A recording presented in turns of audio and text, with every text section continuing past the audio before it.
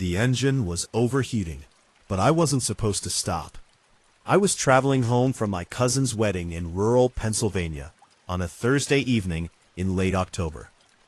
It was already 11 o'clock when I got on the road, because the reception had gone later than I had anticipated. It will take me 2 hours and 40 minutes to return to my Baltimore flat, according to my GPS. It's fairly simple. I had made the trip numerous times. The road was almost deserted. It was only me, the occasional vehicle, and miles of pitch-black forest encroaching on all sides. I was listening to a classic rock station on low volume, and it kept fading in and out. And I saw the temperature gauge rising into the red when I was about 20 minutes from the Maryland border. I wasn't yet in a panic. The cooling system of my car, a 2008 Civic with about 200,000 miles on it, has been malfunctioning for weeks. I realize it was foolish, but the car had always pulled through in the past, and I was broke. I went to a 2-lane county road via the next exit, which was a tiny off-ramp. There were only trees, darkness, and the occasional reflecting mile sign that caught my headlights. No petrol stations, no homes with lights on. After pulling onto the shoulder and opening the hood, I ventured outside into the chilly weather. I was immediately struck by the silence. No mosquitoes, no breeze, nothing. Only my own breathing and the sound of my engine cooling down. I checked the radiator and reached for the torch on my phone. It was completely dry. If I had any water in the trunk at all, I would have to wait for it to cool entirely before adding any. I noticed the other car at that point. It was stopped about 200 feet behind me, simply sitting on the shoulder with its headlights turned on. I was unaware that it had arrived. I couldn't see anyone inside the dark sedan, possibly an Accord or Camry, due to headlight glare. I attempted to be nice by raising my hand in a modest wave. They might have stopped to see if I needed assistance, but no one emerged. No one moved. The car's headlights were aimed directly at me as it idled. I attempted to ignore it and turned back to my engine. Parking on the side of the road was permitted. Perhaps they were answering a call or checking their GPS. It didn't really matter. However, it seemed like a huge thing. I looked at my phone. Of course, no signal. My carrier had always been awful out here, and I was in the middle of nothing. I turned to face the car again. It is still there. There is still no movement. My heart began to beat a little quicker. I made the decision to return to my own vehicle and wait with the doors locked. It took the engine at least 15 minutes to cool down. In any case, I got into the driver's seat, locked the doors, and used my rear-view mirror to observe the other vehicle. 5 minutes went by, followed by 10. The sedan remained motionless and did not switch off its lights. I began to wonder whether it might have been abandoned, if someone had simply left it there after running out of gas. However, the engine was obviously running. In the chilly air, I could detect a slight shimmer of exhaust.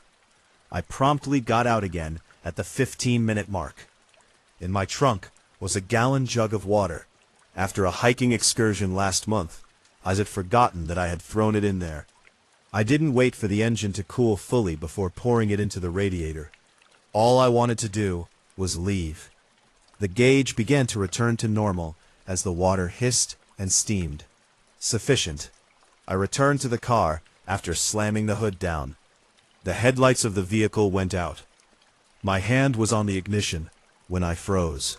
I briefly considered the possibility that they were also heading out. Perhaps they had simply been watching to make sure I was all right. However, the vehicle remained motionless. With the exception of a faint shape against the woods, it was now invisible as it sat there in the darkness. I accelerated more quickly than I should have when I turned on my engine and got back on the road. I kept glancing in the rearview mirror to see if the vehicle would follow. Yes, it did. After I pulled away, the automobile eased onto the road behind me, and the headlights turned back on, perhaps 10 seconds later. It remained at a constant distance that allowed me to see it well in my mirror without getting too close. There were just the two of us on the road. It was a coincidence, I told myself. We were both traveling in the same direction. That was all. In a few more miles, the county road would meet the freeway, at which point they would either race past me or pull off. There's no need to panic. However, they accelerated when I did. They always kept the same distance, slowing down as I did. I was perspiring on the steering wheel. When I got to the interstate, I headed south, heading home towards Maryland. The sedan also made a south turn. The number of vehicles on the route had increased. There weren't many, but enough to keep me from feeling totally alone. I allowed a pickup truck to pass me while maintaining my proper lane. The sedan continued to follow me at precisely the same speed, 70 miles per hour when I accelerated, then 65 when I decelerated, and 70 once more when I accelerated. I attempted to switch lanes. The sedan shifted lanes. I took a step back to the right. They also did. I had a dry mouth. My knuckles hurt from holding onto the wheel so tightly. I considered stopping at the next exit, perhaps locating a gas station or a rest area with people and lighting. However, what if they trailed me there? What if they parked beside me and did nothing except wait? I continued to drive on the highway. The sedan continued to pursue. My phone buzzed after that. I almost sprung from my chair. I had forgotten I even had a car because I was so preoccupied with the one behind me. Grabbing it from the passenger seat, I prayed for a signal so I could give someone a call. Just one pub, hardly enough. However, it wasn't a call or a text. It was an uploaded photo. I had momentarily lost service, so my phone's automated backup had taken over. The picture was a selfie I took during the wedding reception earlier that evening. In front of the dessert table, my cousin and I were beaming foolishly, except in the background, which is hardly noticeable close to the frame's edge. Someone was standing by the exit by themselves. A man wearing a dark jacket was observing me and the crowd without speaking to anyone. I enlarged the picture, my hands trembling. The man was too far away to see his face clearly, so it was blurry. However, I could see his posture, the way he remained motionless with his hands in his pockets, while everyone else laughed and moved. I glanced back up at the rearview mirror. There was still the sedan. I was unsure if it was the same individual. I was unable to find out. However, the timing seemed too purposeful and flawless. I had pulled over on the side of the road 2 hours away from my cousin's wedding. If I had been followed out of the venue by someone who was observing me, I had 12 miles to go before I could leave. I considered driving over it and heading somewhere else. Then what though? I had already been followed by the car for more than 30 miles. Perhaps they did if they were aware of my residence and had attended the wedding. Where I went was irrelevant. I went out the door. The sedan did the same. The freeway was barely 4 miles away from my flat, which was located in a network of residential lanes that grew darker and quieter as I got closer. Now I was trembling. I was genuinely trembling and breathing in quick gasps. I considered driving to the police station, but it was the other way, and I had no idea what I would say to them. On the highway, I was followed by someone. That wasn't against the law. There was a public wedding going on. It's also not against the law. I came to my street. The vehicle came to a stop on my street. I could feel my heart pounding in my throat as I turned into the parking lot of my apartment building. I parked behind one of the few functional streetlights, picked up my keys and phone, and prepared to dash out the door. The vehicle arrived at the parking area. I stood motionless as it slowly passed the rows of automobiles, circling once, twice, and then coming to a stop. It parked. I'm 3 spaces down. The engine died. The headlights went off. No one left. Though it was probably only 2 minutes, I sat there for what seemed like an hour.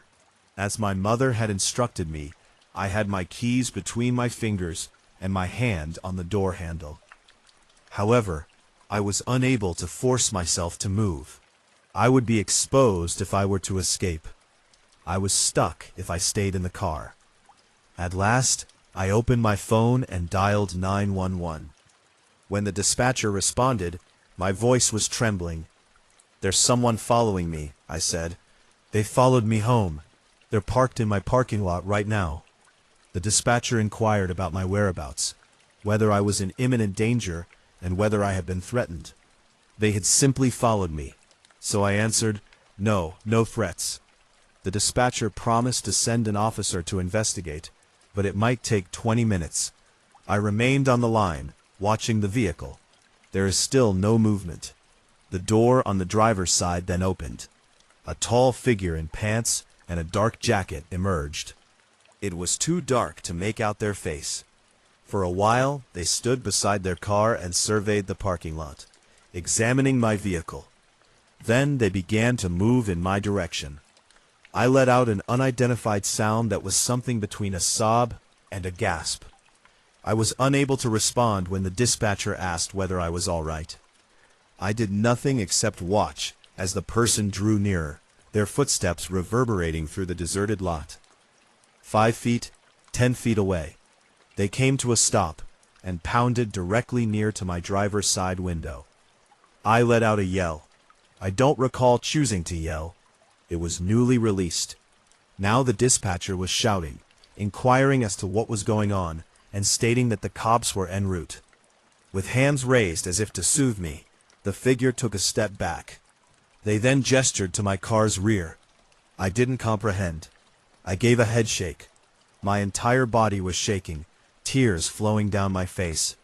Once more, with greater insistence, they pointed. After that, they took out their phone, wrote something, and held the screen up to my window. "You have an open trunk." I gazed at the words. My mind wasn't thinking about them. I have a trunk. I craned my neck to see what was in my rearview mirror. I had my trunk open. Not completely. The latch is only an inch or two away from catching. When I slammed it shut, after filling my radiator with water, it must have suddenly opened. And for 40 miles, I had been driving in such manner, my trunk bouncing a little with each bump in the road. The individual held up their phone once more after typing something else. "On the highway, I attempted to attract your attention.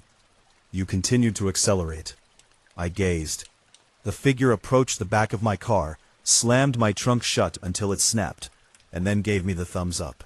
I was staring at them, their phone, and the words that didn't make sense since my mind was still yelling, "Danger, danger, danger." After making their way back to their car, they got in and drove off. 6 minutes later, the police arrived. I was still trembling when I sat in my car. Even I thought it sounded crazy when I tried to explain what had happened. Although the officer was courteous, it was clear that he believed I had overreacted. After inspecting my vehicle and the parking lot, he advised me to give him a call if I continued to have issues. I entered and secured each door. My door is locked. That night, I didn't sleep. The timeline, the man at the wedding who had been observing me, and the car that had materialized immediately after I had pulled over on that deserted, dark road were all on my mind. I looked over my pictures from the reception the following morning. I located the selfie once more, focusing on the man in the background. Then I discovered another picture that had been uploaded to the wedding website overnight and was taken by the contracted photographer. From close to the exit, a broad view of the dance floor was captured, and the man in the dark jacket was in the frame's corner. He had a phone in his hand. The screen glowed, displaying what appeared to be a picture of me. With trembling hands, I enlarged the image as much as possible. The timestamp was visible in the corner of his screen, but I couldn't see the photo well. It was photographed at a coffee shop I visit every Sunday morning 3 weeks ago. In fact, the trunk was open. The individual genuinely only wanted to assist. However, I don't believe that's the reason they were pursuing me. The following tale is even more revealing, more unsettling. When I entered, the note was already there. I simply didn't notice it at first. It had gone poorly while traveling back from a job interview in Cleveland. Extremely poorly. The kind of terrible when you have to sit there and act excited for an additional 45 minutes, even though you know halfway through that you won't get hired. By the time I resumed driving, it was beyond 9 o'clock, and I was completely worn out, the kind that leaves you feeling hollow. It was an easy strategy. Pittsburgh is a 3-hour journey away, with a possible coffee stop. I had already driven this route. I wasn't concerned because it was mostly during the day. I had never felt frightened on I-76 because it was sufficiently busy and well lit. But by the second hour, I was in dire need of a loo. In an attempt to appear focused and attentive during the interview, I had 3 cups of coffee, and now my bladder was screaming. The next exit I went to was marked as a rest stop, one of those typical state-run spots with picnic tables and vending machines. It was almost empty in the parking lot. On the further end, there are just 2 semis. One minivan is close to the building, and drivers are most likely dozing off in their taxis. I parked under one of the overhead lights near the door. The construction was a squat brick edifice, the type that is same in every state. Behind filthy windows, fluorescent lights hummed. After grabbing my phone, I went inside. There was only a water fountain dripping steadily onto the tile floor, and a bulletin board covered with outdated travel brochures in the empty lobby. A short hallway to the right led to the women's lavatory. As soon as I pulled open the door, I wished I had waited until I got home. The loo was outdated, not merely old and neglected, the type of establishment that, if the employees remember, is cleaned perhaps once a day. The grout was nearly black, and the floor was covered in filthy tile. Out of the 4 stall doors, 2 were hanging crookedly. Everything was a sickly yellow-green as the fluorescent lights overhead flashed. However, it was deserted, and I truly had to leave. I locked myself in the cubicle that appeared the least repulsive, and was the furthest from the entrance. I became aware of the writing on the wall at that point. When you were seated, it was written at eye level in black Sharpie. I initially assumed it was just the typical phone numbers, crude drawings, song lyrics, and lavatory graffiti. However, this was not the same. It was a list of names. Carefully printed in block letters are 7 names: Brittany K., Jennifer S., Sarah P., A.H.L., Rebecca L., Nicole T., and Amanda R., in the same handwriting beneath the list. Don't come here by yourself at night. My skin became chilly. I gazed at the words, attempting to interpret them. Most likely a practical joke. A teenager is attempting to frighten people. It must have been. I hurriedly finished and left the stall, avoiding my reflection in the spotted mirror as I washed my hands. Now the bathroom seemed more compact. The walls nearer. The fluorescent lights were buzzing more loudly, or perhaps I was simply more aware of them. I used my jeans to dry my hands. After becoming empty, the paper towel dispenser was pushed back into the lobby. There was a woman standing close to the bulletin board. I hadn't heard her enter. Her hair was pulled back in an untidy ponytail, and she was dressed in mom jeans and a fleece jacket. She appeared to be in her 50s. Like everyone else traveling late at night, she appeared normal and exhausted. "Hey," she said in a nice tone. "Weird question, but did you happen to see a phone in there? I think I left mine in the bathroom earlier." "No," I said. "Sorry," she said with a smile. I nodded and started to head for the door. Worth a shot. I've been driving around in circles, trying to retrace my stops. It's been one of those days, you know? All I wanted to do was get back in my car and drive away. She called after me, "Be careful out there." I waved to her before heading out into the parking lot. The minivan had vanished. That caught my attention right away. When I got there, it was parked close to the entrance, but suddenly it was simply gone. Without it, the parking lot seemed larger and more open. The 2 semis are still sitting silently at the far end, and it's just my car beneath the light. Feeling foolish for how quickly my heart was beating, I entered and shut the doors. It was just a typical woman searching for her phone in a bathroom with some graffiti. After leaving the parking lot, I merged back onto the highway. I made an effort to ignore it for the first 10 minutes. I switched on a lighthearted podcast, humorous and concentrated on the road's white lines. However, I kept thinking about the list. Based on the first names and the message underneath, there were 7 names, all of which were female. Don't come here by yourself at night. At a red light, I reached for my phone. Now that I was off the highway, I drove through a small town on back roads and entered the names of rest stops into Google. Next, I attempted to warn Pennsylvania to stop. Only articles about safety tips for rest stops and a few forum posts about which rest stops had the cleanest restrooms were found. The light became green.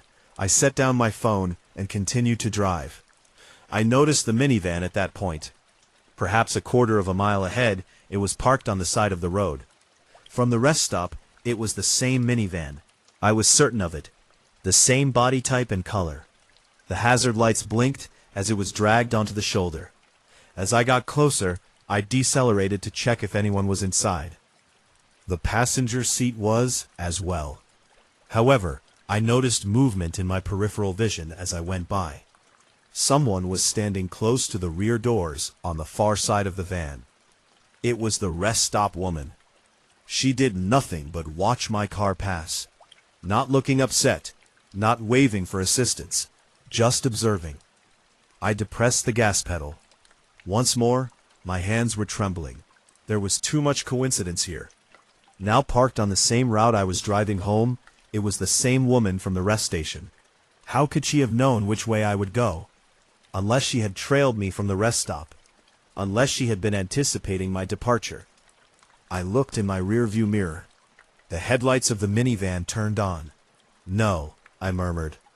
The vehicle behind me pulled onto the road and said, "No, no, no." I accelerated, 50 and 60 meters per hour. There was a 45-mile-per-hour speed limit. I didn't care, though. All I had to do was leave. Now the route was meandering through thick forest. There were only trees and darkness encroaching from all sides. There were no houses or streetlights. The vehicle continued to move. I considered dialing 911, but I didn't want to take my hands off the wheel, and my phone was in the passenger seat. I considered stopping and letting them go. However, what if they also stopped? What if they asked me to stop in a remote location? Then I recalled the voice of the woman in the lobby of the rest stop. She had urged, "Be safe out there," as if it were a threat or a warning. Suddenly, headlights were aimed directly at me as my car negotiated a steep bend. My tires squealed as I wrenched the wheel to the right, narrowly avoiding a head-on collision with a pickup truck. The truck's horn blasted as it went by, disappearing into the horizon behind me. I felt lightheaded from my rapid breathing. I made myself slow down. It wouldn't help if I crashed my automobile.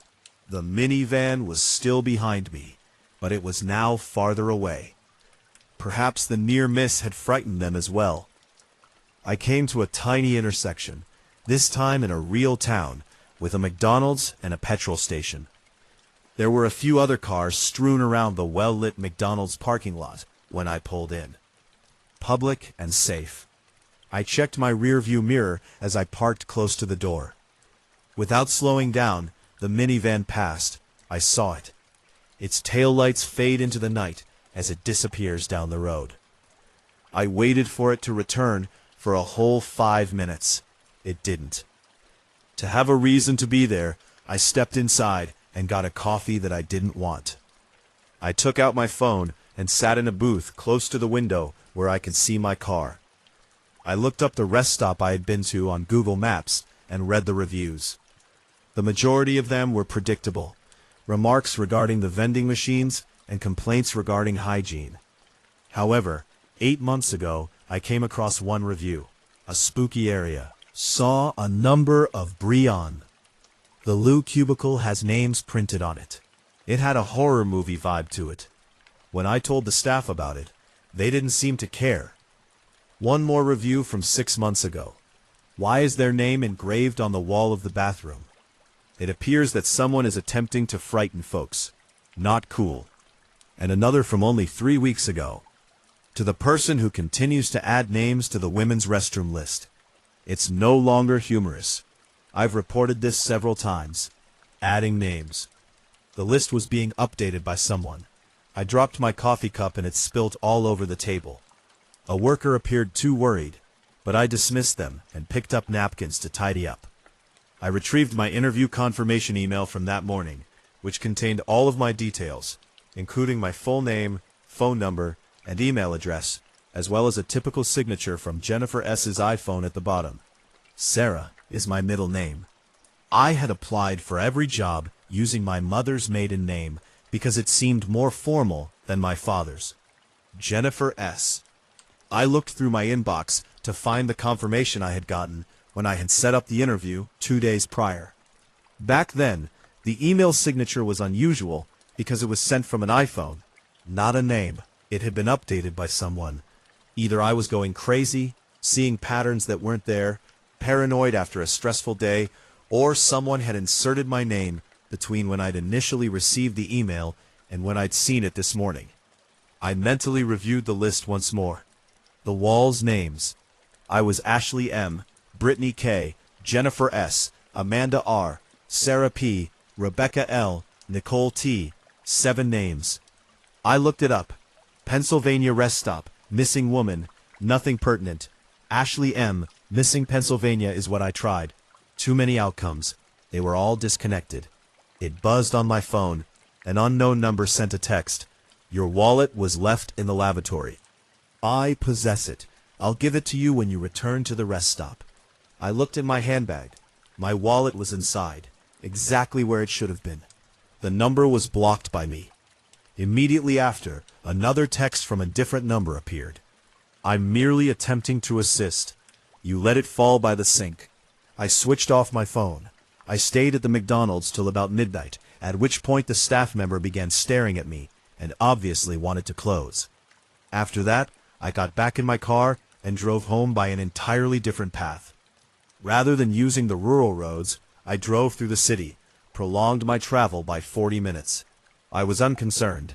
I Googled each person on the list as soon as I arrived home. Spent 3 hours searching for obituaries, missing person reports, and anything else. I located 6 of them. These women, all in their 20s or 30s, were last saw close to I-76 between Pittsburgh and Cleveland. 4 months ago was the most recent. The oldest was 3 years old. They had never been located. I didn't get the job.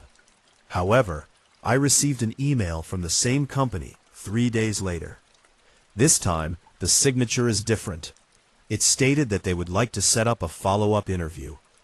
The evening time slot is available at the same location. I didn't answer. I passed by that rest stop last week, pulled over during the day, and convinced myself that I only needed to view it during the day. I have to demonstrate that it was merely a typical location. Families and road trippers crowded the parking lot. Everything appeared to be in order. I entered the loo, the stall that is most distant from the entrance. There were now 8 names on the list, but it was still there. I saved 15 minutes by taking the diversion. My first warning ought to have been that. I was on my way home after making at least 50 trips to my girlfriend's house in rural Virginia. With the exception of the occasional truck driver speeding through to meet a delivery deadline, the roads were deserted at around midnight on a Tuesday. I knew my regular route by heart. After traveling about 40 miles north on Route 29, merge onto I-64 West. Easy, dull, and secure. However, that evening, the GPS on my phone abruptly revealed a reroute after roughly 20 minutes of driving. The voice seemed robotic and serene. There is a quicker path available. Set aside 15 minutes. To accept, tap. I took a quick look at the screen. The new route cut through what appeared to be deserted fields before turning off onto a county road I had never heard of. The original route indicated red, heavy traffic ahead, most likely due to construction or an accident. I hit accept. At the next exit, the GPS told me to veer off Route 29. The 2-lane road that emerged off the ramp felt instantly different and darker. After the first quarter of a mile, the trees on both sides grew denser, and the streetlights vanished. Somehow, my headlights seemed to be less effective, as if they were unable to completely dispel the darkness. I looked at the GPS. A blue line that led directly to I-64 indicated that I was on the right path. I would be back on the freeway in 12 minutes. 12 minutes of eerie rural roads would be manageable for me. The road ascended into hills as it twisted and curved. I had no idea that this location existed. There were only trees and the occasional reflecting marking that caught my headlights. No houses, no other automobiles. My radio began to cut in and out. The signal is too faint to be picked up by any station. The GPS then spoke once more. Turn right onto an unmarked road after 500 feet. Road without markings. That was strange. As I got closer to the curve, I slowed down. A short dirt road headed out into the woods via a gap in the trees, but there was no street sign. It appeared more like a driveway or a fire access route than a true road. However, the blue line that passed through it was visible on the GPS. I paused, my foot lingering over the brake. This didn't feel right. However, my phone's other route indicated that I would need to make an almost 30-minute diversion to reach the freeway. Additionally, the blue line on this path appeared to be a legitimate road rather than an abandoned trail. I went onto the gravel road. The woods instantly closed in. My car rocked over rocks and ruts, and branches brushed against my windows. Without a doubt, this was not a major route. This was hardly a road at all. The GPS updated just as I turned around. For 2 miles, keep going straight. 2 miles, I could run 2 miles. I'd be back on pavement after that. Back on the actual road. And telling my girlfriend this story tomorrow would just be strange. I continued to drive. As it wound more into the forest, the dirt road seemed to continue on forever. There was no longer any signal on my phone. My location was still being tracked by the GPS. However, it was now the only functional app. I was unable to call anyone. Google Maps could not be opened to confirm the path. I just had faith that this one app would help me get out of here. I noticed the home at that point. It was a modest single-story house with boarded-up windows and a sagging porch that came out of nowhere on my right, perhaps 50 feet from the road. Clearly abandoned, with no lighting, had very likely been for years. However, a newer model vehicle, perhaps dark blue or black, was parked in the driveway. It's difficult to tell in the dark. The type of car that was out of place next to a house that appeared to have been abandoned since the 1990s. As I passed, I slowed down and fixed my gaze on the house. It didn't feel quite right. The vehicle appeared to have been purposefully parked with its face towards the road in order to facilitate a speedy departure. My GPS beeped. The destination will be on your right in 800 feet. Where are you going? Where are you going? I glanced at the screen. A red pin indicated the end of the blue line, which was immediately ahead. However, I hadn't decided where to go. All I was doing was taking the detour to return to the freeway. My heart began to race as I pulled over in the middle of the road. To find out what it was marked as, I tapped on the red pin. It said home on the label. However, this was not my house. My house was still 90 miles to the north. This was a road I had never been on before. My phone had frozen when I attempted to cancel the route. The GPS app's screen was locked, displaying a red point that might be 500 feet ahead. I was unable to close it, change the settings, or do anything other than follow the blue line. I started backing up after putting the car in reverse. Behind me, headlights emerged. They appeared out of nowhere, perhaps 20 feet away. White light poured into my automobile from high beams. Just the glaring flash in my rearview mirror told me what kind of car it was. I gave up reversing. The other car also came to a stop. I sat there transfixed, unsure of what to do. I was unable to retreat. I was being blocked by them. I was unable to proceed. I was unable to turn around after I arrived at whatever location my GPS determined to be my house. The road had ditches on both sides and was excessively narrow. The car behind me gave me 2 flashes of its high beams, a signal of some sort. I heard from my GPS, "You've reached your destination." No, I hadn't. I was in the middle of nowhere, on a dirt road. However, the red pin was now immediately above my location when I looked at the screen. I was just where I was meant to be, according to the GPS. The car behind me flashed its lights once again. Then it began to move forward, carefully and slowly, getting closer. Between us, I decided what to do.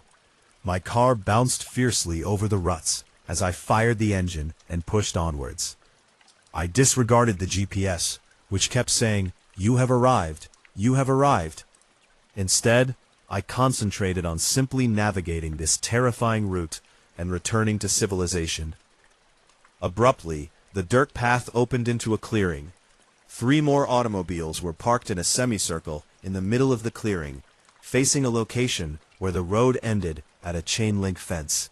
They were all pointing at me with their spotlights on. My car skidded in the loose dirt when I pushed on my brakes. Only the dazzling headlights and the black outlines of the cars behind them were visible to me. I couldn't see anyone inside any of the vehicles. Then, in perfect unison, all 3 cars began to slowly approach me, closing the semicircle. I didn't give a damn about the automobile behind me as I put my car in reverse and pressed the accelerator. If I had to, I would ram them. However, the road behind me was deserted when I glanced in my rearview mirror. The car that had been pursuing me had vanished. Nevertheless, my car fishtailed in the loose gravel as I reversed and headed back down the dirt road. None of the 3 cars in the clearing followed. They simply paused at the edge and watched me run away. I drove faster than I should have on that terrain, and it took me 20 minutes to find my way back to the paved road. I continued driving till I came to a petrol station with lights and people when I eventually hit asphalt. I arrived and sat trembling in the parking lot. I looked at my phone. Now the signal is full. My true location and the route home were displayed by the GPS, which had returned to normal. I looked through the navigation history, but I couldn't find any information about the diversion or a saved destination that was tagged as home. I informed my girlfriend over the phone that I had car issues and that I will give an explanation tomorrow. I had no idea how to describe what had truly occurred. It was an unremarkable drive home. As usual, I took Route 29 and I-64. Just regular highway driving. No detours, no unmarked routes. However, I noticed something when I plugged my phone in to charge when I arrived home. My phone had a new contact added to it. Just a phone number, no name. Additionally, "You missed your appointment," which is indicated beneath the number in the notes area. Next time, we'll give it another go. 3 days later, while I was on my way to work, my GPS indicated another diversion. I quickly banned the number and erased the contact. It indicated there was a faster road accessible. 12 minutes should be saved. The same dirt road was shown by the blue line. My phone accepted the diversion, even though I didn't. My car's built-in GPS connected to my phone. The screen changed, the route locked in, and it began pointing me in the direction of the exit. After stopping, I reset my phone to factory settings and deleted all navigation apps. I received a brand new phone the following day, complete with a new number. 2 weeks have passed. No more strange deviations. No more enigmatic interactions. However, the built-in navigation system in my car sent me a notification yesterday. A destination that has been saved. I have no recollection of programming. Coordinates make up the address. Just numbers, no city or street name. I did some research on them. About 40 miles south of Route 29, they lead to a clearing in rural Virginia. My own Google account posted the review 6 hours earlier. It reads, "Strange place. 3 abandoned cars parked in a semicircle. Looks like someone's been living there recently. Wouldn't recommend visiting alone. When I got there, she was already in my back seat. Looked in the mirror. On the weekends, I work as a driver for a ride-sharing firm to supplement my income. I stay in the city most of the time. There are many other drivers, short journeys, and helpful recommendations. However, that Saturday night was slow, so I accepted a ride request without thinking when it appeared for a pickup 40 minutes outside of town. I had to meet my weekly objective, and the fare was good. The drop-off destination was in the middle of nowhere, 30 minutes after the pickup location, which was a small town I had never heard of. However, it was getting close to midnight, and, in any case, this would likely be my final ride of the evening. One long trip would be manageable for me. It was a quiet drive out. My playlist is keeping me company, while the highway is deserted and the sky is clear. I followed my GPS to the pickup location after passing through the small town, which consisted of a main street with a few shuttered stores and a petrol station. At the end of a country road was a house. A porch light is on in this little ranch-style home. After pulling into the driveway, I looked at the app. Sarah is the passenger's name. Absence of a profile photo. 5 stars. Nothing unique directions. I held out. I used the app to send the typical "I'm here" message after a minute. No one emerged, but the porch light remained on.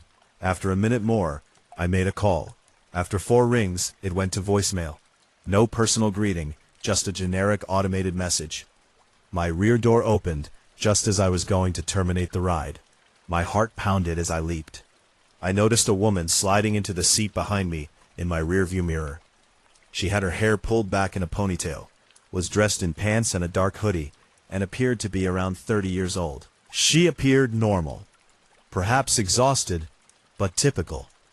I asked Sarah. After giving a nod, she shut the door. I apologize. I was wrapping up something inside. I appreciate your patience. No issue. I began navigating to the address of the drop-off. It appears to be around 30 minutes. Are you at ease using the route?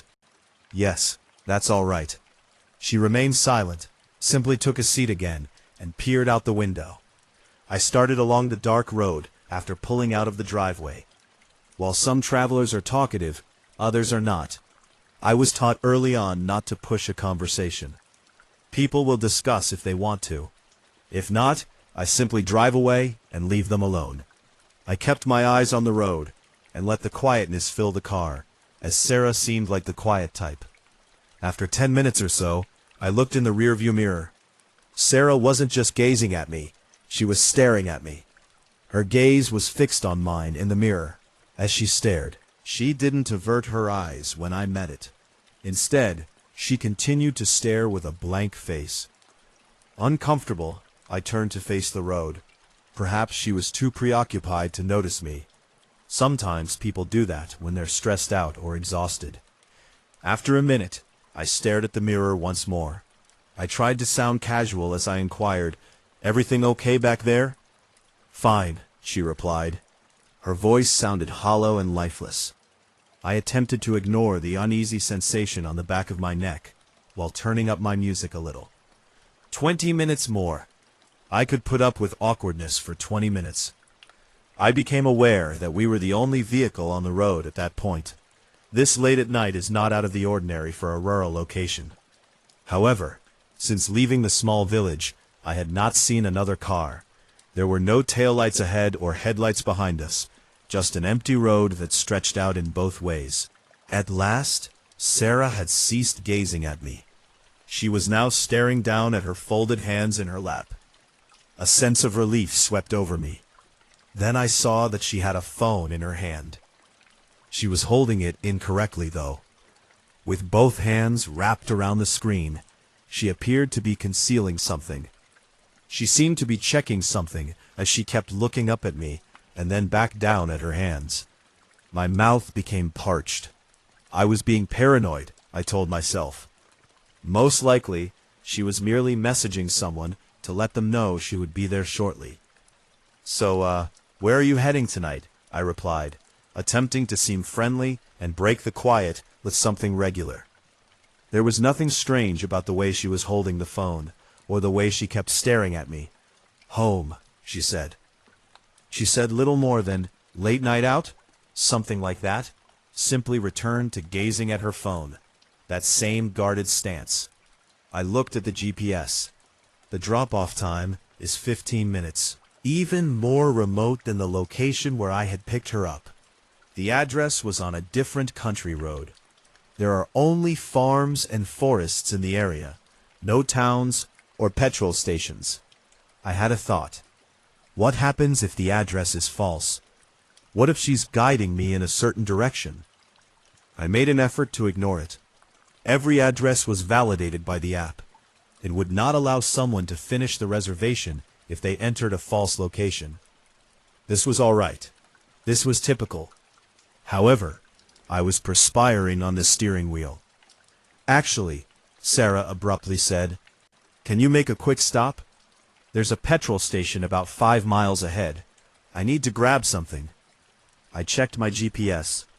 The route had no indication of a petrol station. "Are you certain? On the map I don't see one." "It's there, I promise.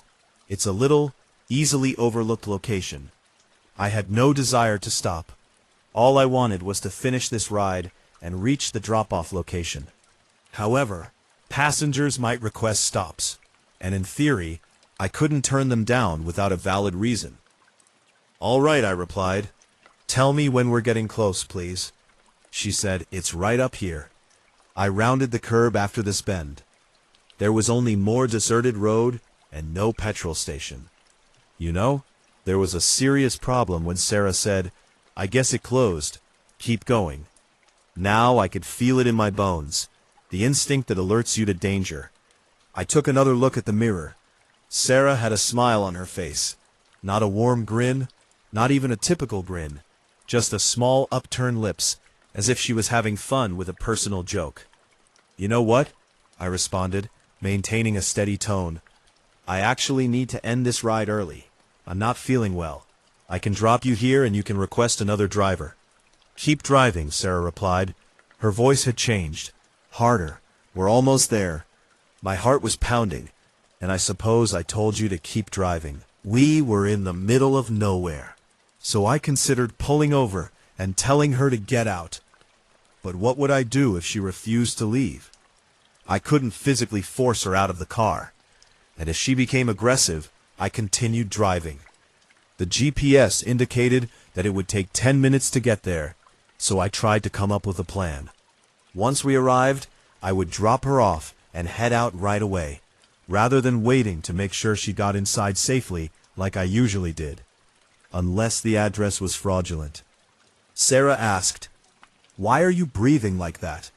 Unless there was nothing there but empty land. I became aware that I was breathing quickly and in a panic. "I'm fine. You seem nervous. I'm just tired." "But that's not what you were telling your girlfriend earlier." My blood went cold. "What? Your girlfriend? You texted her before you picked me up." "Said you were..." I had texted my girlfriend, saying, "I'm having a great night, making good money, and you'll see her soon." But how did Sarah know that? "How do you do 5 minutes?" Sarah cut me off, glancing at her phone. "We're almost there." I checked the GPS, and it was 5 minutes to the destination. The road was getting narrower and more overgrown, with trees pressing in from both sides. Then my phone buzzed, and I received a text from an unknown number. "Don't stop at the address. Keep driving."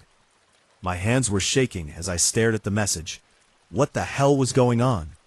Another text. "She's not alone." I looked in the rearview mirror and saw Sarah still staring at her phone with a faint smile on her face. I asked, "Who are you?" And she looked up, meeting my gaze. "Someone who knows where you live," the GPS said. "Your destination will be on the right in 500 feet. There were only trees and darkness on the right. Sarah said, "Stop here. There's nothing here." Stop the car. I continued driving past the purported destination without saying anything, but I could hear her shift in her seat and the door handle click. "You should have stopped," she said softly. I depressed the gas pedal and reached 50 miles per hour. 60. The narrow road was risky at this speed, but I didn't care. My phone buzzed once more. Another text from the unknown number said, "Check your trunk when you get home." Sarah laughed, really laughed. "You think you're smart, don't you?" I ignored it and continued driving until I saw lights ahead. This time, it was a real petrol station, bright and open. I pulled into the parking lot and stopped.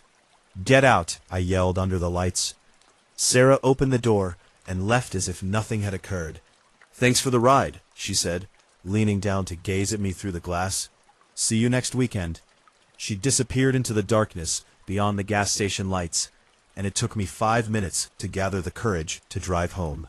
As the text had advised, I examined my trunk and discovered a black duffel bag I had never seen before, but I didn't open it. 3 days later, I received a notification from the ride-sharing app about a new 5-star review from Sarah, which said, "Great driver, very accommodating." The police came and took the bag, but they wouldn't tell me what was inside. One of the officers looked at me with this expression, which I couldn't read. "Without a doubt, we will make another request." Additionally, in the private notes that are only visible to me, your girlfriend takes the same route home every Thursday night. She should really change up her routine. I stopped driving that day and erased the app. However, last Thursday, my girlfriend called me, her voice trembling, and told me that a dark sedan had been following her home for 20 minutes before it finally turned off. She asked if I thought she should call the police, and I said yes. But I knew it wouldn't matter, because when she described the car, I recognized it. It was the same model I'd seen parked in Sarah's driveway the night I picked her up. It happened on a Wednesday night, around 10:30. I was driving home from my shift at the hospital, where I work as a nurse, taking the same route I'd taken for 3 years, a 2-lane highway through farm country, then emerging onto the interstate, 30 minutes down the road. I was about 15 miles from home when I came around a bend and saw the car in the ditch. It was a silver Toyota, with the driver's side door hanging open, the passenger side crumpled against a tree, and the headlights still on, cutting through the darkness at an odd angle. I pulled over right away and put on my hazards, because I was trained to respond to crises, and there were no other cars or emergency vehicles nearby. I grabbed my phone and a torch from my glove box and went towards the car, calling out, "Hello, is anyone hurt?" When I got to the driver's side and glanced inside, I saw that the airbag had deployed and that there was a phone on the passenger seat with a damaged screen that was still illuminated. I turned to check the passenger side of the car with my torch sweeping across the grass, but there was still no one there. The impact didn't appear to be severe enough to throw someone from the car, and all the windows were intact. Where was the driver? At that moment, I heard a woman sobbing quietly from the trees, maybe 20 feet into the woods. I moved towards the sound, pushing through the underbrush, and said, "Hey, it's okay. I'm a nurse. I'm available to assist. Are you in pain?" The sobbing ceased. With my torch beam slicing through the foliage, I froze. "Hi there." Nothing. All I could hear was the far-off buzz of my car's engine as it idled by the side of the road. Then I heard footsteps racing farther into the trees and away from me. I began to follow, but I stopped myself. Something didn't feel right. If someone wasn't confused, why would they flee from assistance? Confusion and illogical behavior may result from head trauma. After returning to the car, I dialed 911, provided the address, and described the circumstances. The dispatcher urged me to stay on the line and informed me that emergency services were on their way. I gave the automobile a closer inspection as I waited. The ignition still had the keys in it. In the passenger footwell was a pocketbook. The contents leaked out. Tissues, a wallet, lipstick. When I opened the wallet, I discovered a driver's license. The image featured a dark-haired woman in her early 30s. The address was nearby, about 10 miles away. The passenger seat's phone buzzed. My torch caught the screen, and I saw the notification even though I shouldn't have. Mom sent me a text. Have you completed it? The message was sent about 6 minutes ago, which is when the accident would have occurred. I felt a wave of relief when I heard an approaching engine. However, it wasn't a police car or an ambulance when I looked up. It was an ass. As it passed the scene of the collision, the pickup truck slowed down. It's difficult to tell in the low light whether it's dark blue or black. It slithered by. The motorist accelerated and vanished around the corner, his face obscured by shadows. I was asked if I was still there by the 911 dispatcher. "Yeah, I'm here," I replied. This may sound strange, but as I attempted to assist, the driver fled into the woods. Additionally, there are no signs of major injuries or blood in the car. Although the airbag went off, everything else seemed to be in control, suggesting that this may not have been an actual accident. With caution and professionalism, the dispatcher stated that emergency services were 3 minutes away. "Please, do not approach anyone and remain in the car. Do you get it?" My skin prickled at the way she said it. "Why? What's happening?" "Please just stay close to your car." I made my way back to my vehicle. Now the woods seemed too close, too dark. I half expected to see someone coming out of the trees, so I kept my torch focused behind me. At that point, I became aware of the Toyota's damage once more.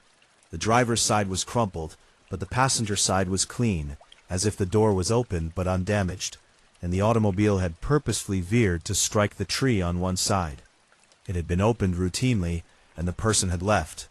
It buzzed on my phone. A text message had been received, but the 911 call was still active. "The number is unknown. I appreciate you stopping."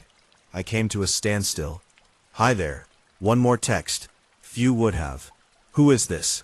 Examine the handbag. I was unable to comprehend what the dispatcher was saying. I dropped the contents of the handbag into the grass after getting down on my knees. Lipstick, tissues, a prescription bottle, something that was prescribed 3 months prior, and a small piece of folded paper. I unwrapped it. It was an address and name list on paper. There are 8 names in all. A red pen has been used to cross out 7. The 8th name had not yet been crossed out. It was my address and my name. I let go of the paper as if it had burned me. My address, my whole name. How did the dispatcher yell at me now, asking if I was all right, and telling me to return to my car right away? With weak legs, I got up and began to run. In the distance, sirens wailed, drawing nearer. My breath came in short spurts as I got to my car and locked myself inside. I glanced at the paper that was still on the ground, close to the Toyota. One more text. "I am aware of your place of employment. I am aware of the finish time of your shift. I am aware of the route you travel to go home. Who are you?" With trembling fingers, I typed back. "Eventually, you'll find out." First came a flashing police car, followed by an ambulance. Officers emerged and began to secure the area. I rolled down the window as one of them approached my car. "Are you the one who reported it, ma'am?" I couldn't speak, so I just nodded. "Are you hurt?" "No, I just noticed a piece of paper on the car's side. You must see it." After glancing in the direction I was pointing, the officer approached and used a gloved hand to pick up the paper. His face tightening as he read it, he called to his buddy. For 40 minutes they questioned me about the texts, the woman in the woods, and all I had witnessed. I displayed my phone to them. They took pictures of the messages, but when they attempted to track down the number, it returned as an untraceable burner. They used dogs to scour the woods, but they discovered nothing. Nothing, not even a trail or footprints, as if the woman had disappeared. I was instructed by the police to lock my doors, return home, and call in case anything more occurred. He promised to step up patrols in my neighborhood. He remained silent about what I could see it in his eyes, yet they believed it was happening. This wasn't at random. That evening, I took a different route home, which took an additional 20 minutes, because I couldn't bring myself to take my regular route. Upon arriving at my flat, I shut all the blinds, double-checked every lock, and sat in my living room with all the lights on. The following day and the day after, I called in sick to work. My boss was sympathetic but worried. She inquired as to how things were doing at home. I had no idea how to describe how I no longer felt safe, how every car behind me seemed dangerous, and how I kept seeing silver Toyotas everywhere I went. I made myself return to work a week later. This time, the change is different. Early morning rather than nighttime. Another way home. I believed I was exercising caution. However, there was something on the windscreen when I arrived to my car following my shift. Beneath the wiper blade was a letter. I was reluctant to touch it. I read it even though I didn't want to. 1 to go, 7 down. However, I've made the decision to reconsider my feelings towards you. When no one else would stop to assist, you were gracious enough to do so. I am offering you an option. Next Wednesday at 10:30 p.m., the same location on the road. You have 2 options. Either come see me or live your entire life wondering when I'll find you. You make the move. I showed the police the note. For Prince, they dusted it. Nothing. The woman from the wrecked car was nowhere to be seen. The list's remaining 7 names. Everyone who vanished throughout the last 18 months. They were all last spotted on the same highway. Now it's Tuesday evening. Tomorrow is Wednesday. I have 12 hours to make a decision. I know in my heart that I shouldn't go, that it's clearly a trap.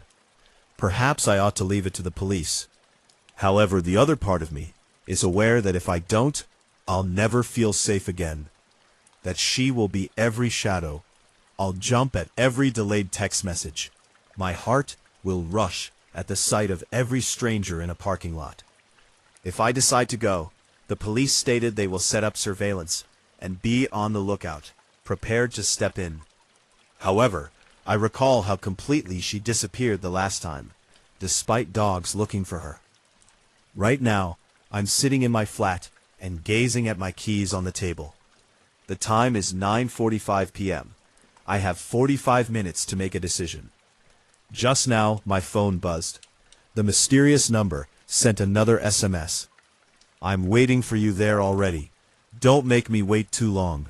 I'm stuck in my chair, though, because of this. I just looked at the Find My Phone app, which is connected to the work phone I left in my locker today. It displays the position of my work phone on that roadway, at that precise location. My phone was stolen from my locked locker and placed at the meeting spot, indicating that she was present at the hospital today, possibly even observing me as I worked. Right now, I ought to call the police. Inform them that she broke into the hospital. However, there's another notice on my screen, so my hands are shaking too much to dial. I didn't make this calendar reminder.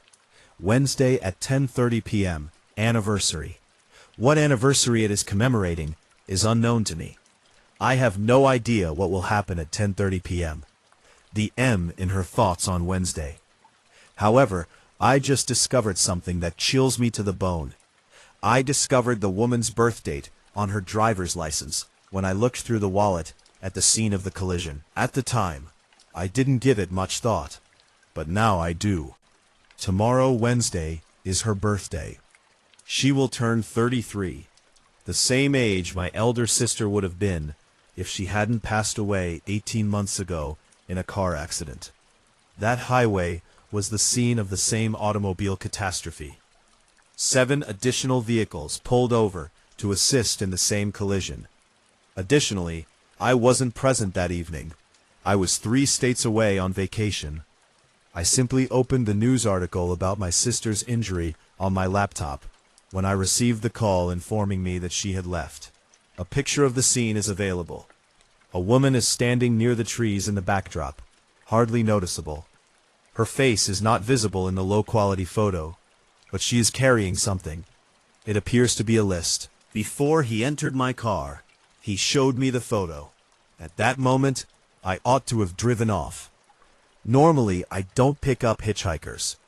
It was 2 in the morning on a Sunday, something I had never done or intended to do. The man looked so pitiful standing there in the rain that I felt bad as I drove across northern Montana on my way to see my brother. His gray hair was glued to his skull, and he was dressed in pants and a drenched denim jacket. He was perhaps 60 years old. He wasn't really trying, but he had his thumb out. He was just standing there, as if he had lost hope that anyone would stop. After passing him for approximately a quarter of a mile, I stopped and turned around. I lowered the passenger window. "Where are you heading?" "Shelby," he replied. His tone was exhausted and hoarse. "That was right on my route, about 40 miles north." "Get in." He opened the door and climbed in, bringing with him the stench of smokes and rain. "I'm grateful. I've spent 3 hours outside. No issue." I returned to the deserted highway. "What took place?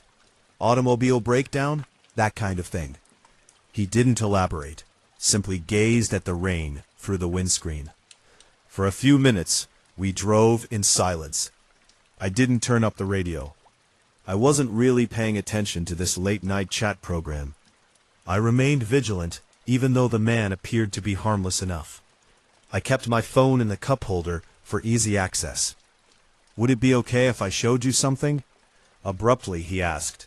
I looked over. "Show me what?" He took his phone out. Despite being damaged, the screen remained still functional. "An image. All I need is for someone else to examine it.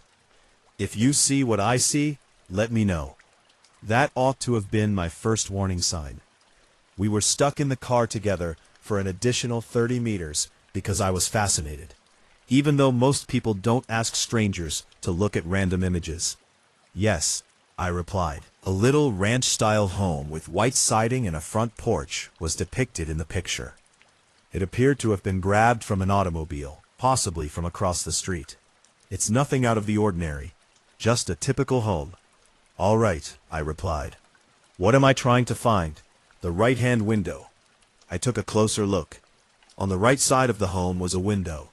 The curtains are slightly parted, yet still drawn. From inside, I could see a dim glow, as if a lamp or TV were on. I answered, "I don't see anything strange." "Observe the opening in the drapes." I narrowed my eyes. Something was present in the void. A faint blur that might have been a reflection, a face, or nothing at all. The quality of the photos was poor. "Perhaps someone is keeping an eye out." I made an offer. "That's my house," he muttered. I gave him a look. "Your home?" "Yes. That picture was taken by me tonight, approximately 3 hours ago, just before I began to walk." "If who's inside your house is the reason you're out here, then why?" My palms clenched around the steering wheel at the way he said it. The wipers were finding it difficult to keep up with the increasing intensity of the rain. "Who's in your home?" Uncertain if I wanted to know the answer, I inquired. "I'm not sure. That's the issue." He continued to gaze at the picture. I arrived home at approximately 11 o'clock. Everything appeared to be normal. However, I heard something as I proceeded to unlock the front door. Movement within. I also live by myself. "Have you made a police call?" I made an effort. "Where I live, there is no signal. Too far away." He hesitated as I made my way back to my car to get into town. My vehicle refused to start. The battery was dead, and I could see someone standing motionless in the window, observing me. The heater was spewing warm air, but I still felt cold. "You've just begun to walk? What more could I have done? Break into my own home?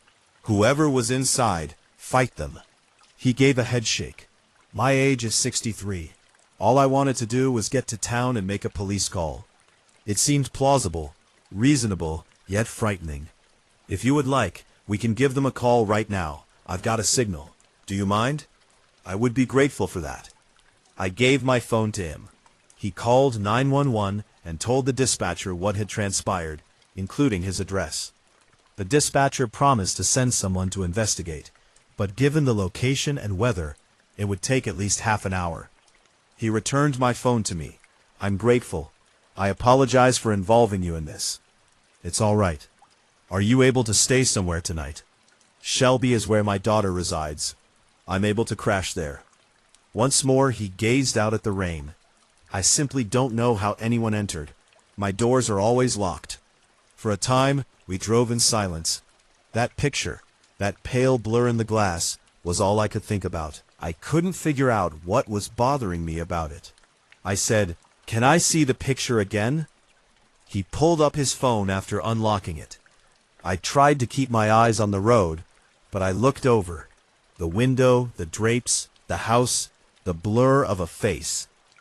Then I became aware of something. An automobile was parked in the driveway, which was visible in the picture. A dark-colored older sedan. "Is that your vehicle?" I pointed at the screen and asked. "Yes, that is my Camry. Why?"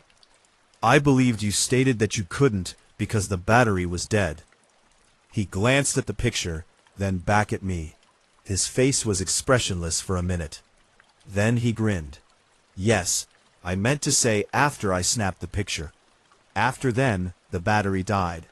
However, you claim to have taken the picture before attempting to depart. The battery was dead before you found out." The smile remained unwavering. Was that what I said? I must have misplaced the order. This evening has been somewhat hectic. There was a serious problem. I sensed it in my stomach. The narrative was illogical. Why would he snap a picture of his own home from the other side of the street? Why would his power run out as soon as he found someone inside? And why did his smile appear so forced and incorrect? "Actually," I said cautiously, "I just realized that I had to stop. There's a petrol station a few miles away." "That's all right." He continued to smile. "I'm not in a hurry." However, this section lacked a petrol station. I was aware of that. I had already driven this route. He had simply complied with my deception and test. Now my heart was racing. I took a quick look at my phone in the cup holder. I could make my own 911 call, but what would I say? That I felt uneasy? Because there were contradictions in his story? "Could I ask you a question?" I didn't want him to ask me any questions, he said. I nodded, even though I wanted him out of my car. "Do you live alone?" Every muscle in my body tensed. "Why?" "Just curious, striking up a conversation. I have a roommate, actually two, and we all live together." "That's nice. It's good to have people around. I used to have people around." His voice had changed, becoming flatter and emptier, but they all left in one way or another. He asked, "What are you doing?" I told him, "I need to stop. There's nothing here. I just need a minute." With my hands shaking, I pulled over to the shoulder as I noticed a light ahead. Not a petrol station, but a highway call box, one of those emergency phones they install in remote areas. I started to slow down. "We're in the middle of nowhere, so you should get out of my car." He just stared at me with that same vacant smile. "You know what's funny? The police aren't really coming to my house, because I gave the dispatcher your address instead of mine." My blood turned to ice. "How do you do that?" "Your registration is in your visor. I saw your name and address when I entered." And he was still grinning. "I called the police and reported a break-in at your house, telling them I was a neighbor who saw someone suspicious. They're probably there right now, checking your windows and looking in your doors." I reached for my phone, but he was quicker, grabbing it from the cup holder and holding it away from me. "I'm going to step out now," he said calmly, "heading off in a car. Not to your home, not to the police, not at all useful. I'll send that picture to all of your contacts on your phone if you do." "What picture?" He held up his phone. On the screen was a new photo, one I hadn't seen him take. It showed me from the side, driving completely unaware, and in the background, visible through my rear window, was what looked like a body in my trunk. The image was grainy and hard to make out, but it looked real enough to be incriminating. "He opened the door and stepped out into the rain, but you won't risk it. You'll drive away, and in a few days, you'll wonder if this even happened. You'll convince yourself It was just an odd encounter with a confused old man. That's what people do. It will take the police maybe 30 seconds to prove it's fake. But by then, everyone you know, your boss, your family, your brother, will have seen it. It will be all over your social media before you can explain. He closed the door and stood there in the rain, watching me. I should have driven straight to the police and called for help on the emergency call box right there. But I was scared and confused. He was holding my phone and that fake photo, and all I could think about was my parents, my boss, and my brother seeing that image. I drove away, not stopping for 2 hours until I got to my brother's house. I told him everything, and he insisted that we call the police. I filed a report, told them everything I could recall, including the description, the story about his house, and the photo. But they couldn't find anyone who fit his description or verify any of the details. I didn't have a copy of the photo on his phone, and he had taken my phone with him when he went outside. It took 3 days to get a replacement and recover my data, and by that time, the police had moved on to more urgent cases. They said it sounded like I had encountered someone mentally ill, and that I was fortunate that nothing worse had happened. But this is what keeps me up at night. He never reported anything or called anyone. But yesterday I received a notification that someone had accessed my home security app, which I had forgotten I had given access to. The footage showed someone moving through my house room by room 3 hours after I had driven away that night. The timestamp matched exactly when he would have arrived if he had taken a ride from someone else, right after I left him. The person on the footage was wearing a denim jacket and had gray hair, moving through my home as if they owned it. They also put a printed photo on my dresser in my bedroom. It shows my car on that wet highway from behind, with me in the driver's seat and the passenger seat exactly where he had been seated. The seat is empty, as if he had never been there at all. On the 3rd day of a 5-day vacation, I was driving cross-country from Oregon to Ohio when he warned me not to look in my back seat. I should have listened. I had been pushing myself too hard. The petrol light had been on for 10 miles when I finally noticed a sign for a service station at the next exit. It led to a small state route, and the station was another 2 miles down a dark road. It was one of those old independent places, not a chain, just 2 pumps under a flickering light, a small building with an open 24-hour sign, and nothing else around for miles. I pulled up to the pump and got out. The air was cold and still, that dead quiet you only get in the middle of nowhere, and tea obsolete, with dusty food shelves, a cooler that hummed too loudly, and fluorescent lights that made everything look sickly.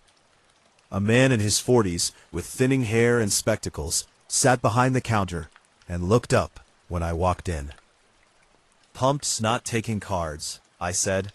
"Yeah, it does that sometimes. Prepayment is accepted inside." He spoke in a flat, uninterested tone.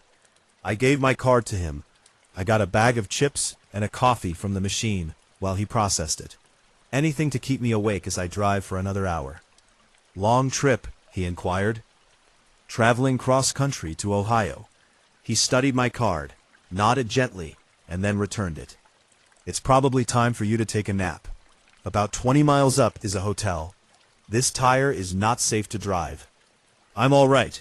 All you need is caffeine and gas." For a little while he gazed at me as if he had more to say. He simply nodded after that. 4 pumps. Drive carefully."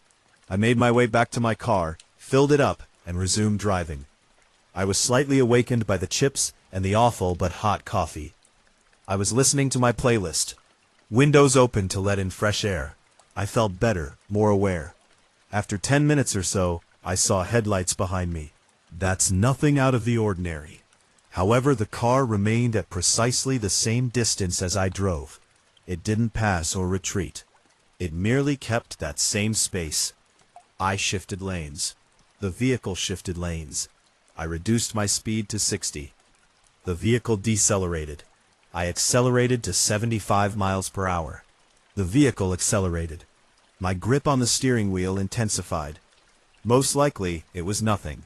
Just someone traveling at the same speed and in the same direction. However, it seemed purposeful in some way. I was unable to identify the type of vehicle. My mirror shows only headlights. I made the decision to give it a try. An exit was approaching. At the last minute, I took it. There is no signal.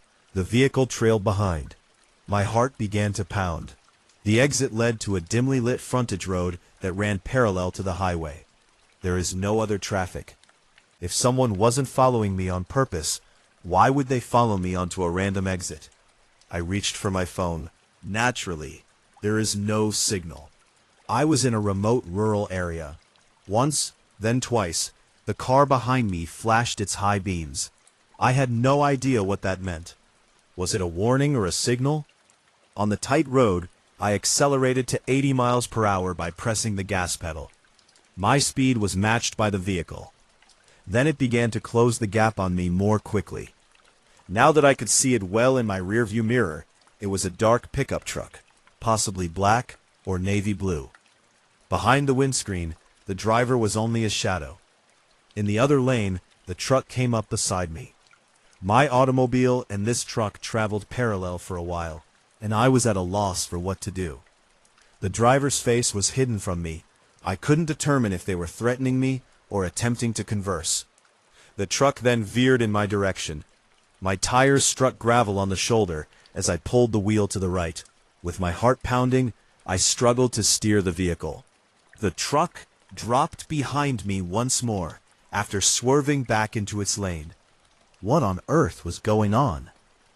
Ahead, I noticed another exit. This one goes back to the roadway. I accepted it and blended in with the scarce late-night traffic. The vehicle trailed behind, but it now stayed far away. There were other vehicles around, witnesses. I spent 20 hours driving. I drove for minutes in the right lane, shaking my hands and glancing at my mirror every few seconds. The vehicle remained a few cars behind, merely observing. I chose a different exit that led to a brightly illuminated truck stop with a restaurant and petrol station. I shut off my engine after pulling into the parking lot under the brightest lights I could find. Without pausing, the truck passed the entrance. For 5 minutes, I sat there, attempting to cool down and persuade myself that I had overreacted. Perhaps they were inebriated. Perhaps they were merely teasing me. It might not have been personal. I made the decision to use the loo inside. Perhaps take a seat at the eatery till I felt more secure. I opened the door after grabbing my purse. I noticed the letter on my windscreen at that moment. It was a tiny piece of paper that had been folded and placed behind my wiper blade. I scanned the parking lot. A couple of idle trucks, a few vehicles. There was nobody around to observe me. I unfurled the message in sloppy handwriting after taking it. Before you go, check your rear seat. He wanted me to tell you. My blood chilled. I peered into my back seat through my window. It appeared deserted, but it was dark and difficult to see. Just some trash from the road trip and my duffel bag. Now that I had signal, I took out my phone, switched on the torch, and aimed it at my back seat. The trash appeared disrupted, as if someone had moved items, and the bag was in a different spot than I remembered. I could hardly hold the phone since my hands were trembling so much. I turned to face the back door, inhaled deeply, and pulled it open. Nothing, just my garbage and bag. I looked under the seats and on the floor, but it was empty. I was going crazy. The drive's tension, sleep deprivation, and the truck scare. Everything was starting to affect me. However, I couldn't get rid of the uneasy sensation I had. I found a security guard inside, showed him the note, and explained the truck to him. He volunteered to take me back to my car and give it a complete inspection. We checked everything, including the trunk, under the hood, and the rear seat, and nothing seemed out of place. Instead of driving when exhausted, he suggested that I get a room at the nearby motel and notify the police if I spotted the truck again. I followed his advice, found a room, moved my belongings inside, and secured all the locks. I felt safer, even if I didn't get much sleep. I checked out and looked at my car in the daylight the following morning. Everything appeared to be typical. I told myself that I had been paranoid. The truck had happened by accident, and the note had been a joke. I resumed my journey. I stopped at a diner for lunch after driving for 3 hours. I found something on the passenger seat of my car when I returned. I hadn't placed it there. A phone, not mine. An outdated flip phone that is no longer in use. My stomach fell. Recently, while I was enjoying lunch, someone had been in my car. I answered the phone. It had a half-full battery and was on. The gallery contained a single video. I had no desire to watch it.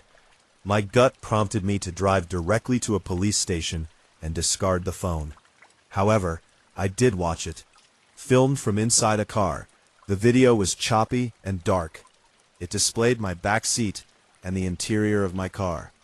The timestamp was from last night, when I had made my first stop at the service station. The camera angle gave the impression that someone had hidden the phone in the back seat and began shooting from behind my driver's seat at a low angle. My automobile was shown in the video sitting unoccupied in the parking area of the gas station.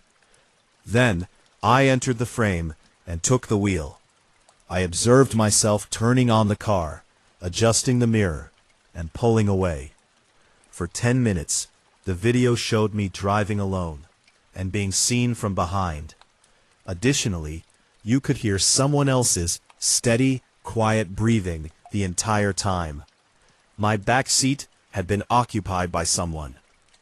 When the truck showed up on the road behind me, the film came to a stop. The breathing ceased. Then there was rapid movement. Confusing. While the vehicle was still going, the camera captured the passenger door opening. Someone leaped out and rolled onto the shoulder. The video ended. With shaking hands, I watched it 3 more times. At that service station, someone had concealed themselves in my back seat, had been present when I was driving. I hadn't been followed by the truck. It had been pursuing them, attempting to alert me. I called the police and gave them everything: the phone, the note, and the video. Particularly after watching the video, they took it seriously. After 2 days, a detective gave me a call. They had located the phone. It belonged to the man who processed my card while working as an attendant at that service station. 4 hours after I left, he was taken into custody, caught 30 meters away at a rest stop, hiding in someone else's vehicle. He admitted to the authorities that he had been doing this for months, allowing passengers to drive him to their destination while he hid in their rear seats until they came in to make a prepayment. At times, he merely observed. Occasionally, he waited until they came to a halt in a remote area. I was fortunate, he remarked, claimed that when he got into my car, the truck driver recognized him, had tried to warn me by following us. The truck driver had left the message on my windscreen.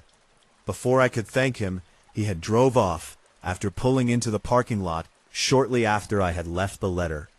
According to the detective, they discovered souvenirs that the attendant had kept and personal items belonging to other drivers in his home. Here's what sickens me, though. They questioned him about how he decided which vehicles to hide in. Why did he choose mine? He claimed that I appeared worn out, preoccupied, and carefree. He claimed that before I drove off, I never once glanced in my back seat. Now I'm at home. The journey is now complete. However, I can't get that film out of my head. I can't stop thinking about how many miles we'd traveled together, his breathing in my back seat, and me being totally ignorant that he was watching me. I was informed by the cops that I could remove the footage from my phone. I haven't erased it, but they have duplicates for proof. Sometimes I watch it late at night and try to figure out when I should have realized something wasn't right. I received a letter from the county jail last week that was postmarked and had no return address. There was just one sentence within. Your sunglasses were on the rear seat. Do you want them mailed to you? I don't use sunglasses, but I found them when I went to my car and looked in the back seat.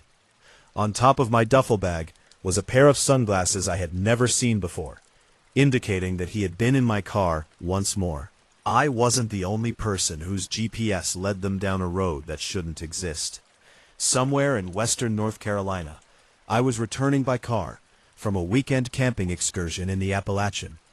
It was about 11 on a Sunday night, and I was worn out. I started packing late, even though I had intended to depart earlier. It was estimated that the trip home to Charlotte would take roughly 3 hours. I reached construction around an hour in. There were diversion signs directing me onto a state road, and the highway was entirely closed. After a few miles of following the signs, they simply stopped. No more markers for detours. There are no signs showing where to proceed next. After stopping, I looked at my GPS. It brought me to the Old Mill Highway, which would return to the freeway in roughly 40 meters. Not too bad, but a bit longer than the main path. It appeared to be a legitimate road on the app. Solid line that isn't even labeled as unpaved. I continued to drive. The road narrowed. The pavement appeared to have been neglected for years, as it was discolored and cracked. In my headlights, the tree's branches created a tunnel impression as they crowded in from both sides. I saw nothing but forest, no homes, no driveways, no mailboxes. About 20 minutes later, I began to feel nervous. There was something off about the road. Too quiet, too alone. Since the diversion, I hadn't seen another vehicle. I looked at my GPS once again. The map showed that I was moving forward. The projected arrival time had increased, but the blue dot was still heading along the course towards the highway. The ETA had only decreased by 5 minutes after I had been driving for 20 minutes. That was illogical. I slowed down and paid closer attention to the GPS. The road displayed on the screen appeared to be a straightforward 2-lane route that passed across the Rockies. However, the satellite view did not accurately depict the surroundings. I was passing broad fields and a few dispersed buildings, according to the GPS. In actuality, a thick forest encircled me. The program froze when I attempted to enlarge the map. My phone's screen then turned black. Just like that, dead. My car had no built-in GPS, and I had no backup, even though I had a full battery when I left the campsite. Now I had to navigate blindly. I reminded myself to remain composed. There has to be a destination for the route. Until I came to a town or another highway, I would simply continue driving straight ahead. I would eventually come into civilization. However, nothing changed after an additional half hour. The road is small, the trees are thick, and there are no indications of human habitation at all. Then I noticed the vehicle. About 100 yards ahead, it was parked on the shoulder. The danger lights are blinking. A relatively new white SUV. As I got closer, I reduced my speed in search of the driver. The driver's door was closed, the windows were open, and the SUV was empty. With its lights blinking in the dark, it simply sat by the side of the road. I ought to have continued driving. I ought to have kept my mouth shut. However, I stopped for some reason. Perhaps it was this road's complete seclusion, the possibility that someone is stuck out here without assistance. I stopped behind the SUV and exited. The air was wonderfully motionless and chilly. There was only the sound of the hazard lights blinking rhythmically, and no wind or animal sounds. "Hello," I shouted. "Is anyone present?" No answer. I approached the SUV and peered inside by cupping my palms against the driver's glass. The interior appeared typical. In the cup holder is a phone. The passenger seat has a purse. The ignition still has the keys in it. My skin crawled at it. No one leaves their car with the keys inside. Not unless there was a significant problem. I attempted to unlock the door. I opened it, against my better judgment, and grabbed the phone. Maybe I could find out who owned this car and contact for assistance. Emergency calls could be made, but the phone was locked. I saw something on the screen just as I was ready to dial. A GPS app that was still active was the last one utilized. I didn't need to unlock the phone to view the route. Old Mill Highway was the precise road I was on, according to the GPS. A fallen pin with a note attached, however, was something else. If you're reading this, the note said, but I was unable to figure out how to get out. The GPS should not be trusted. Now turn over. My hands began to tremble. I glanced at the path displayed on the screen. The pin's timestamp was from 2 hours earlier, but it depicted the route going on for miles before returning to the freeway. Before leaving their automobile, the person who left this message had been stranded on this road for at least 2 hours. Running back to my car, I turned on the engine. I was leaving this place. If I had to drive 10 miles in reverse, I would do whatever it needed. However, the road behind me was different from the one I had just drove down when I placed the car in reverse and peered in my rearview mirror. It was not the same. It was broader. There were less woods, and I could see lights in the distance. House or street lights. Something civilized. I did nothing but sit there and attempt to figure it out. What might be different about the road behind me? It had only been a few minutes since I got out of my car. I made the decision to drive towards the direction of the lights, unless I had somehow been turned around and lost in the dark. Anything was preferable to continuing down more deserted roads. With my eyes fixed on the lights, I slowly retreated. I could see what appeared to be a petrol station. A blazing symbol in the distance. My back tire then struck something. I paused and examined myself in the mirror. Across the road, a big branch had fallen. To keep backing up, I would have to move it. To get rid of the branch, I went outside. I became aware that the petrol station lights had disappeared at that point. I could see the same thick forest in both directions. There are only trees and darkness, no lights, no civilization. Additionally, the branch across the street appeared to have been there for years, rather than recently, because it was covered in filth and rust. Fallen. I was on the verge of panic, breathing heavily now. This place had a serious problem. I was going in circles, the road was shifting, or I was going insane. I simply drove quickly after getting back in the car. The abandoned SUV didn't bother me. Only getting off this road was important to me. The speedometer reached 60 and 70. Too quick for such a small road. I didn't slow down though. I noticed the second automobile at that point. It was an older sedan from the early 2000s. It appeared to have veered off the road and just stopped, as it was parked at an angle. This time, there are no hazard lights, merely sitting in the shadows. I continued, didn't even slow down. At 75 miles per hour, I easily passed it. The third, fourth, and fifth cars were then visible to me. They were all parked on the shoulder. Everyone was left behind. They're all in the same condition, but their various manufacturers and years, abandoned without a reason. I became disoriented. They started to arrive every quarter mile after 12 cars. This difficult route is lined with an automobile graveyard. My petrol gauge was decreasing more quickly than it ought to. I was down to a quarter tank already, even though I had filled up before leaving the campsite. That was illogical. It would have taken me more than 2 hours to burn through 3/4 of a tank. The path then came to an end. Just finished. It did not merge with another road, didn't disappear into a path of dirt. It just ceased, and a thick forest with no path through took its place. With my tires squealing and my headlights illuminating the tree line 10 feet ahead, I slammed on the brakes. A dead end. I could hear my heart thumping as I sat there. This was not feasible. I had been on this route for more than an hour. There has to be a destination. Roads didn't simply stop in the midst of nowhere. I shifted the vehicle into reverse and spun around. I started driving back the direction I had come. However, the road's appearance changed once more. The abandoned vehicles have vanished. It was a smoother pavement. I could also make out lights in the distance.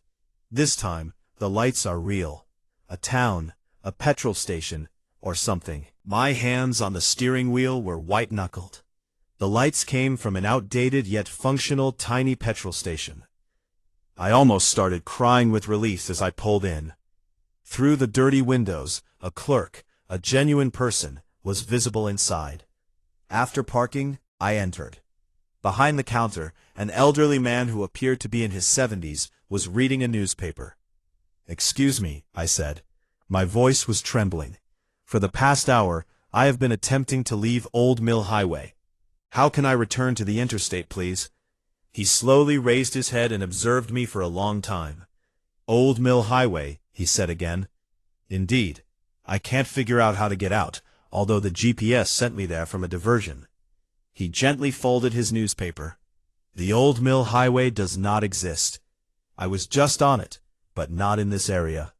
It's out there." I gestured hazily to the shadows outside the petrol pumps. "I've spent 50 years living here, son. For 30 minutes, run this station. The ancient Mill Highway does not exist." My chest constricted. What road is this, then? What location am I? "You are roughly 20 meters south of Burnsville on Route 19. I took out my dead phone. Ineffectively, then, inquired, "May I use your phone?"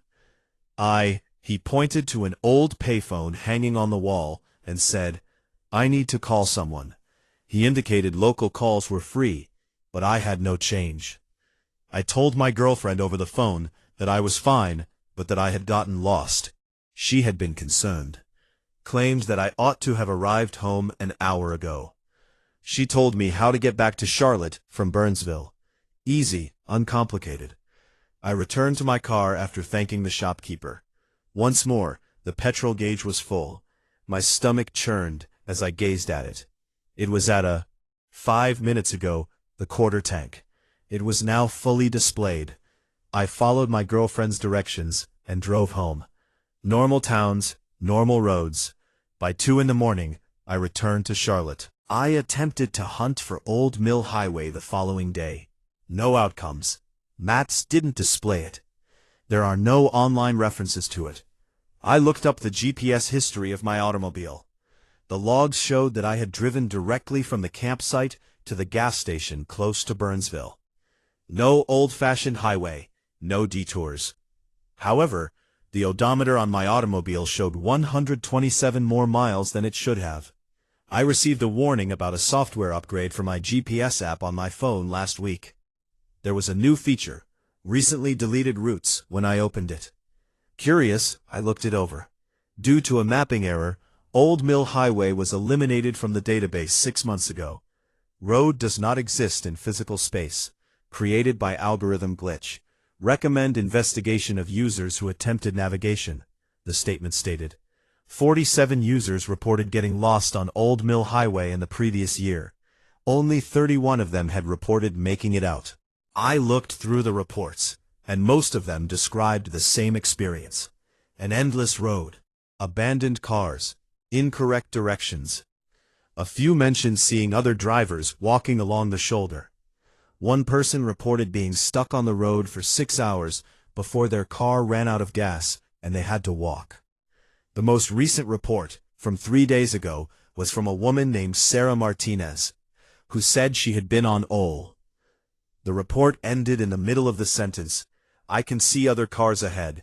I'm going to ask them for no follow-up, no indication she'd made it out." I looked up Sarah Martinez online and discovered that her family had filed a missing person report yesterday, stating that she was last seen leaving a campsite in western North Carolina.